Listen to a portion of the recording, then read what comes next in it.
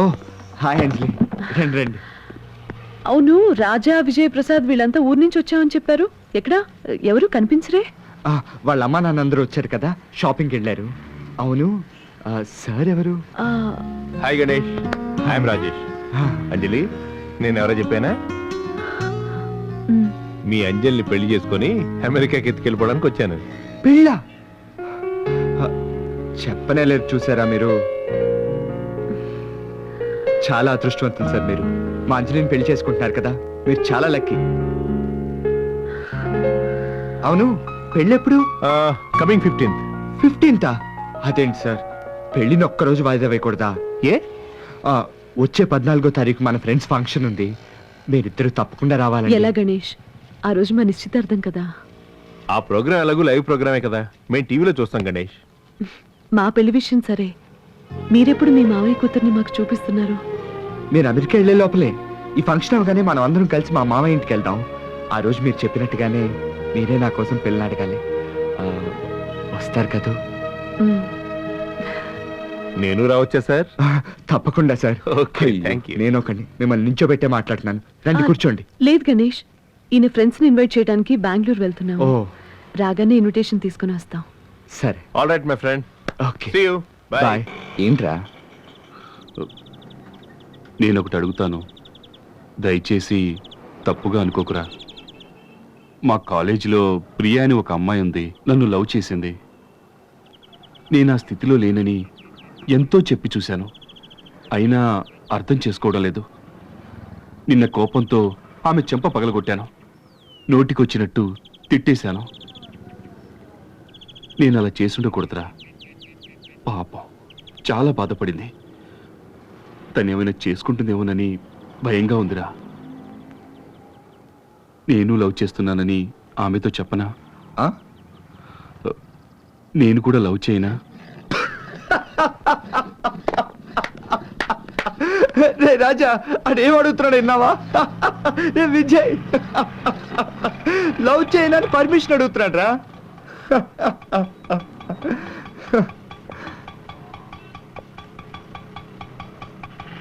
ఏం అడిగేవరా నువ్వు?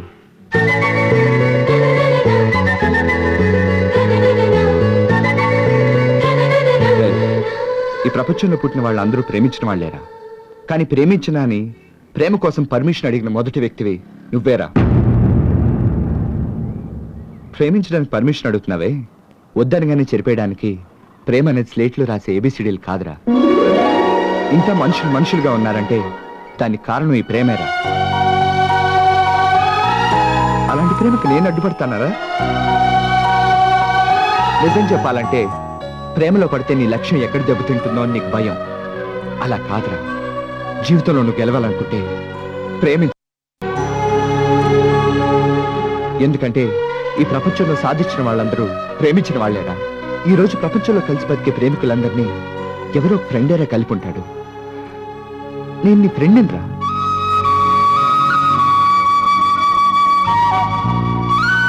ఇలా నీ ఇంత ప్రేమను పెట్టుకుని నా కోసం అమ్మాయి మనసు గాయం చేసావే.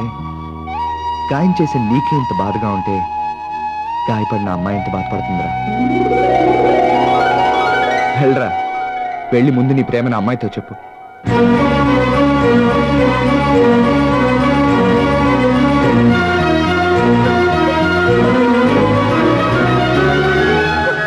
గణేష్, ఇక మీతో ఇతను చెప్పేదేంటి? ఏం అక్కర్లేదు, ఇతని మనసులో నేనున్నానని తెలిసిపోయింది. నాకు అది చాలు. నాకు కావాల్సింది ఇతని మనసే తప్ప ఇతను చెప్పినట్టేం కాదు.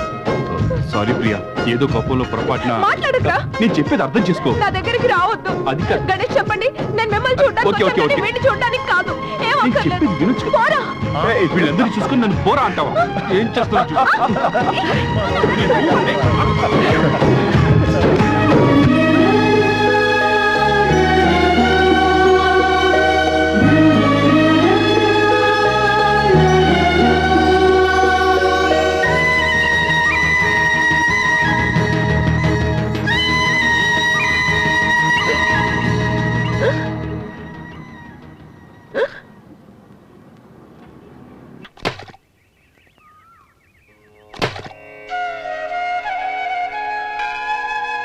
స్వామి, నేను కోరుకున్నట్టుగానే నా ఫ్రెండ్స్ అందరినీ ఓ మంచి పొజిషన్కి తీసుకొచ్చావు.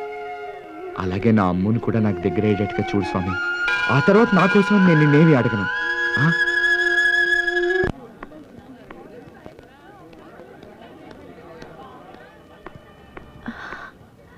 హాయ్. గణేష్, మీరు కోరుకున్నట్టుగానే మీ ఫ్రెండ్స్ అందరూ మంచి పొజిషన్లోకి వచ్చారు.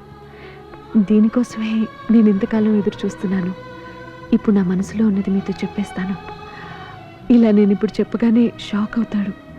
షాక్ ఏమవ్వడు. గణేష్ కూడా నాలాగే తను ప్రేమిస్తున్నానని చెప్పాలని చూస్తున్నాడేమో.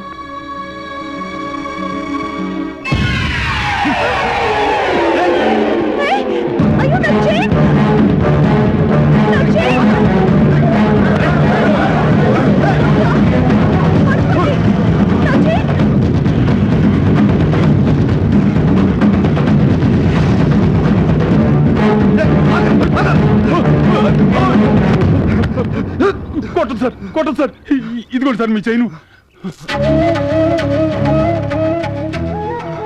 నా చైను, అమ్మ నాకు ఇచ్చిన చైను. మండలు తనని గణేష్, అప్పుడు ఇలాంటి వాళ్ళకి బుద్ధి వస్తుంది. అయ్యో ఏంటండి మీరు ఆయన పోయి కొట్టమంటున్నారు? ఎంత పెద్ద సహాయం చేశారు. ఆయన కాళ్ళకి దండం పెట్టానండి. అన్నా మీ కాళ్ళు ఏమన్నా, కాళ్ళు చూపించండి అన్న. చాలా కాళ్ళు దేవదు, నన్ను వదిలే బాబు. ఏమండి, ఈ చైన్ మీరు కళామందిర్లోనే కదా కొన్నారు? అవును, నీకులా తెలుసు? ఆ, దీన్ని నేనే అక్కడ అమ్మానండి. మీరమ్మారా? అవునండి, నేనే అమ్మాను. ఆ తర్వాత ఈ చైన్ని తలుచుకుంటూ ఎన్ని రాత్రులు నిద్ర లేకుండా గడిపాను తెలుసా? ఏ? తనకు కాబోయే కోడలికి మా అమ్మ ఇచ్చిన బహుమతి అండి ఇది.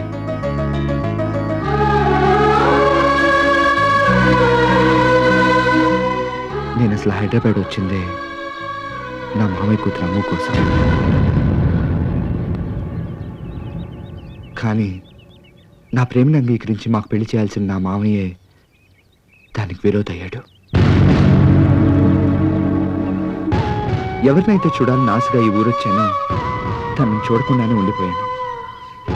చూడకూడదని పట్టుదలతో ఉన్నానే తప్ప ఒక్క నిమిషం కూడా తను మర్చిపోలేదు.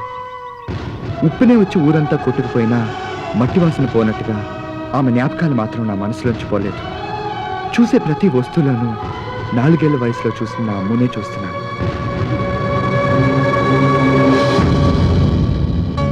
ఇప్పుడేనండి నా అమ్ము నాకు దక్కేటట్టుగా చూడమని దేవుని కోరుకుని వచ్చాను. నా అదృష్టం కొద్దీ మా అమ్మ నాకు ఇచ్చిన చైన్ నాకు దొరికింది. ఈ చైన్ చూస్తుంటే నా అమ్ము నాకు దక్కుతుందనే నమ్మకం నాకు వచ్చింది.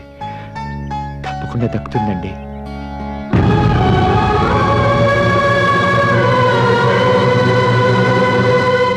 దక్కుతుంది కదండి? తప్పకుండా. ఈ చైన్ నేను తీసుకోవచ్చా అండి? సంతోషంగా. ఇది మీ అమ్ముకి నేను ఇచ్చిన పెళ్లి కానుకగా ఉండనివ్వండి. All the best.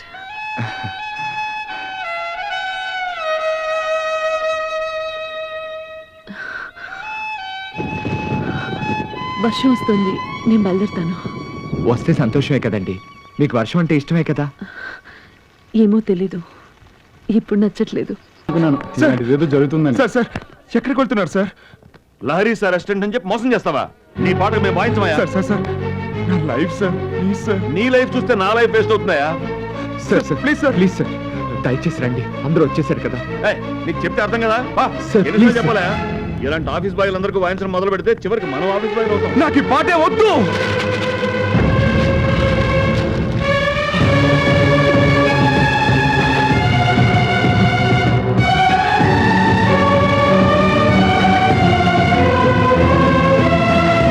ఏంట్రా? నేను అప్పుడే చెప్పాను కదరా, నా తలరా తింటే నేను ఎక్కడికైనా వెళ్ళిపోతాను, వదిలేరా. ఎక్కడికి వెళ్తావు? ఏంట్రా పెద్ద తలరాత? నీ తలరాతను నువ్వే రాసుకోవాలి. రై, ఈరోజు నువ్వు ఇక్కడ పాడాలని వచ్చావు కానీ వాళ్ళు వాయిస్తే కానీ పాడాలని రాలేదు. రై, వాళ్ళు లేకపోతే నువ్వు పాడలేవా? నీ వల్ల కాదా? ఆ?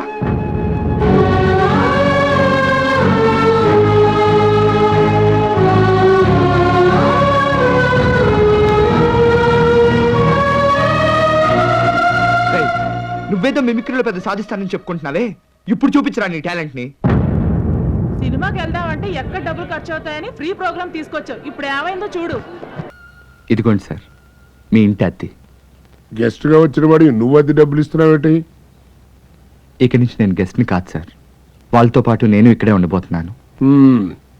నిన్ను చెరగొట్టేశారా? రేయ్, ఈ డబ్బులు నీకు ఎలా వచ్చినాయో నాకు తెలియదు, కానీ నీ చేతిలో డబ్బులున్నాయి. ఇవి తీసుకుని వెంటనే మీ ఊరు వెళ్ళిపో. వీలుగా ఉంటే వాళ్ళని కూడా తీసుకెళ్ళిపో. అలా అనకండి సార్, త్వరలోనే వాళ్ళందరూ మంచి పొజిషన్కి వస్తారు. అప్పటి వరకు నేను ఇక్కడే ఉండాలనుకుంటున్నాను. ఏంటొచ్చేది? ఎన్నాళ్ళు సాధించలేంది ఇప్పుడు వాళ్ళు ఇంకా పీకేదేంటి? ఆ ఎదవలకు అంత సీన్ ఏం లేదు, వాళ్ళ సత్తా అంతే. పొరపాటు పడుతున్నారు సార్. అడవిని తగలపెట్టే శక్తి ఒక చిన్న అగ్గిపుల్లకున్నా దాన్ని తీసి వెలిగించడానికి ఓ చేయి కావాలి. రాయిలో కూడా దేవుడు ఉంటాడు, కానీ దానికి రూపం ఇవ్వడానికి ఓ శిల్పి కావాలి. అదేవిధంగా ఎంత టాలెంట్ ఉన్నా దాన్ని నిరూపించుకోవడానికి ఒక చిన్న అవకాశం దొరకాలి. అలాంటి అవకాశం వాళ్ళకి దొరికే వరకు వాళ్ళని ఆదరించడానికి కూడా ఎవరూ లేరు. కనీసం ధైర్యం చెప్పడానికైనా ఎవరైనా కావాలి కదా సార్. రేయ్, అసలు నీకు ఏం తెలిసిన వాళ్ళని సపోర్ట్ చేస్తున్నావురా? నీకు ఈ కాంపౌండ్, అందులో ఉన్న ఈ ముగ్గురే తెలుసురా. కానీ హైదరాబాద్ లో ఇలాంటి కాంపౌండ్లు ఎన్ని ఉన్నాయో, వాటిలో ఇలాంటి వాళ్ళు ఎంతమంది ఉన్నారో నాకు తెలుసు. నాయనా, చాలా మంది ఏదో పొడి చేద్దామని తల్లిదండ్రుల మాటలు వినకుండా ఇక్కడికి వచ్చి ఏమీ దొరక్క పూటకి ఠికానా లేకుండా లాటరీ కొడుతూ నీలాంటి అమాయకుడు కనపడితే ఆడిని ఆహా ఓహో అని పొగిడేసి ఆడి దగ్గర ఉన్నటువంటి చిల్లర కూడా కొట్టేసి తాగుళ్ళు తందనాలు చేసి చివరికి ఆడిని కూడా ఆలలో కలిపేసుకుంటారు. నీకది అవసరమా? మీరే కాదు సార్, మీలాంటి వాళ్ళు చాలా మంది కూడా నలుగురు కుర్రాలు కరిస్తే తాగి తందనాలాడతారని, అమ్మాయిల వెంట తిరుగుతారని అనుకుంటుంటారు. కానీ ఈ రోజు లేరు సార్. వాళ్ళు అనుకుంటే ఓ చరిత్రని సృష్టించగలరు. ఏ సార్, అందరూ నోరు విప్పితే మాకు తెలియదా అని అడ్వైస్లు ఇవ్వడానికి రెడీ అయిపోతారే. ఎప్పుడైనా వాళ్ళ ఆశయాలేంటి, వాళ్ళు ఎందుకు ఇలా కష్టపడుతున్నారని ఒక్కసారైనా ఆలోచించారు సార్? జీవితం అనేది ఒక సముద్రం లాంటిది. మనందరం ఒడ్డున నిలబడి వేడికి చూస్తున్నాం, కానీ వాళ్ళు ఆ సముద్రాన్ని ఎత్తున్నారు. సముద్రం లోపలికి వెళ్ళిన వాళ్ళు తిరిగి రారని మీలాంటి వాళ్ళ నమ్మకం, కానీ ముత్యాలతో తిరిగి వస్తారని మాలాంటి యువకుల నమ్మకం. సార్, నిచ్చెనెక్కే వాడిని చూసి అలా ఎక్కొద్దు ఇలా ఎక్కొద్దు అని కబుర్లు చెప్పే బదులు వాడు ఎక్కే నిచ్చెని కొంచెం కదలకుండా పట్టుకుంటే ఆ ధైర్యంతో వాడు ఇంకా ఫాస్ట్గా ఎక్కేస్తాడు కదా సార్. ఆ చిన్న సహాయం నేను ఇప్పుడు చేయబోతున్నాను. చెయ్యవయ్యా, చెయ్యి. వాళ్ళు ఎలాగో పాడైపోయారు, కనీసం నువ్వన్నా బాగుపడతావని నీకు ఈ సలహా ఇచ్చాను. కాదు నేను కూడా అలాగనే తయారవుతాను అన్నావు అనుకో, నేను నిన్ను ఆపగలనా? నీ ఇష్టం. నాకు కావాల్సింది అద్దయ్యా, అది ఎవడిస్తే నాకేంటి? నువ్వైనా ఇక నుంచి సరిగ్గా తెచ్చిస్తావా? ఎందుకు అడుగుతున్నానంటే ఇప్పటిదాకా ముగ్గురు కలిసి ఉంటేనే అంతంత మాత్రంగా ఉంది, 4వ కలుస్తున్నావు, మరేంటో. ఖచ్చితంగా మేము చెడిపోం సార్, తప్పకుండా సాధిస్తాం. చూద్దాం. చూస్తారుగా. జాగ్రత్తగా వెళ్ళరారా. ఓకే, ఆల్ ది బెస్ట్ రా. Bye, all the best. Thank you. రే ప్రసాద్, డబ్బులు ఏమైనా కావాలంటే ఫోన్ చేయరా. అలాగేరా. ఆల్ ది బెస్ట్ రా. బాయ్.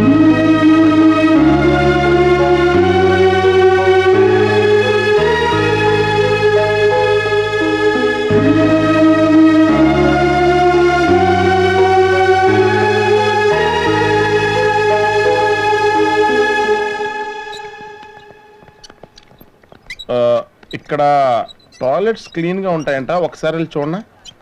ఏం మాట్లాడుతున్నారా? ఓ వెళ్ళు. నేను కూడా. పొద్దున్నే 6 గంటలకు ఫ్లైట్ ఉంది, టికెట్ తెచ్చుకుంటాను. ఓకే. ప్రసాద్ ఎలాగో కలెక్టర్ ట్రైనింగ్కి ఢిల్లీ వెళ్ళిపోయాడు. త్వరలోనే వీళ్ళు కూడా ఓ మంచి పొజిషన్కి వచ్చేస్తే. మీరు మీ ఫ్రెండ్స్ గురించి ఎప్పుడూ ఆలోచిస్తున్నారు, మరి మీకంటూ ఎలాంటి ఆశయం లేదా? ఎందుకు లేదండి, ఉంది. నాతో చెప్పనే లేదు చూసారా. మీకు చెప్పకుండానండి, తప్పకుండా ఫస్ట్ మీకే చెప్తాను.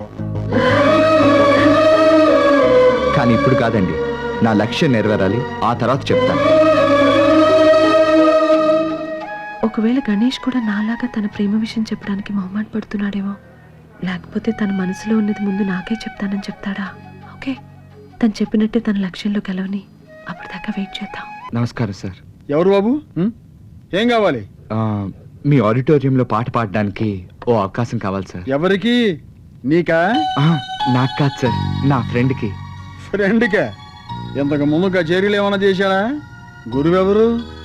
అలా ఎవరు లేరు సార్. తనే స్వయంగా నేర్చుకున్నాడు. మీరు ఒక్క ఛాన్స్ ఇస్తే తను గొప్ప సింగర్ అవుతాడండి. తన దగ్గర అంత టాలెంట్ ఉందండి. ఏమయ్యా, ఏదో పిల్ల చేష్టలుగా మాట్లాడడం తప్పితే ఈ సభ విలువేంటో తెలిసే మాట్లాడుతున్నావా? ఒక మంగళంపల్లి బాలమురళీకృష్ణ, ఒక యేసుదాసు, ఒక ఎస్పి బాలసుబ్రహ్మణ్యం అలాంటి ఫేమస్ సింగర్స్ పాడితే జనం వస్తారు, మాకు 4 రూపాయల కలెక్షన్లు వస్తాయి. అలా కాకుండా ఇలా రోడ్డు మీద వెళ్ళే పెడతాన్ని పట్టుకొచ్చి పాడిస్తే నువ్వు నేనే వినాలి. హె.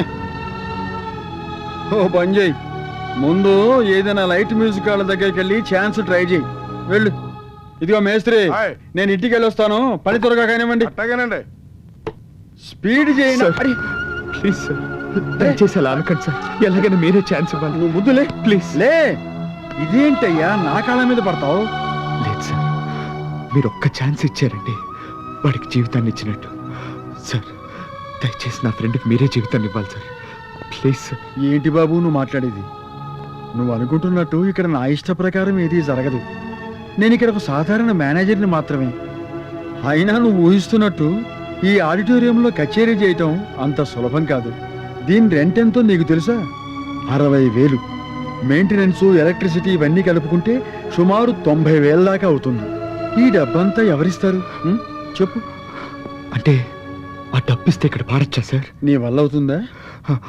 అవుతుంది సార్. సరే, నీ ఫ్రెండ్ కోసం నా కాళ్ళు పట్టుకున్నావు.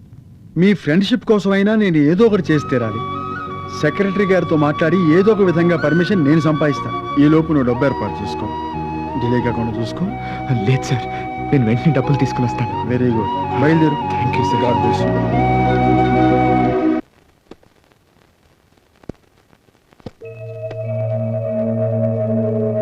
సార్, తర్వాత ఒక చిన్న విషయం. ఏంటి గణేష్? ఆ, నేను హోటల్ అమ్మిన సంగతి నా ఫ్రెండ్స్కి ఎవరికి తెలియనివ్వకండి సార్. అలాగే నేను ఇప్పుడు హోటల్లో ఏ పని అయితే చూసుకుంటున్నానో ఆ పని అలాగే చూసుకుంటాను. మీరు జీతంగా ఏమైనా ఇస్తే చాలా సహాయంగా ఉంటుంది సార్. చాలా థ్యాంక్స్ అండి. వస్తాను.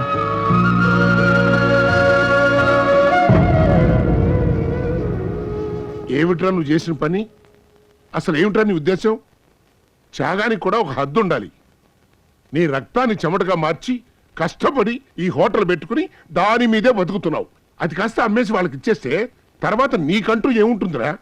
నాకంటూ నా ఫ్రెండ్స్ ఉన్నారు. దానికంటే ఇంకేం కావాలి సార్?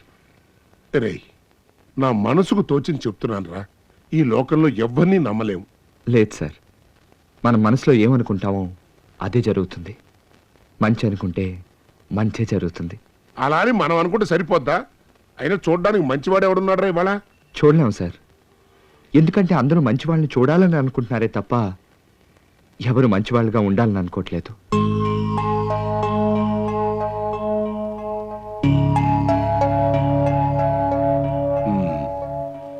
ఏదోరా, నీ మంచి కోసం చెప్పాను. సరే, నీ ఇష్టం వచ్చినట్టే చేసుకో.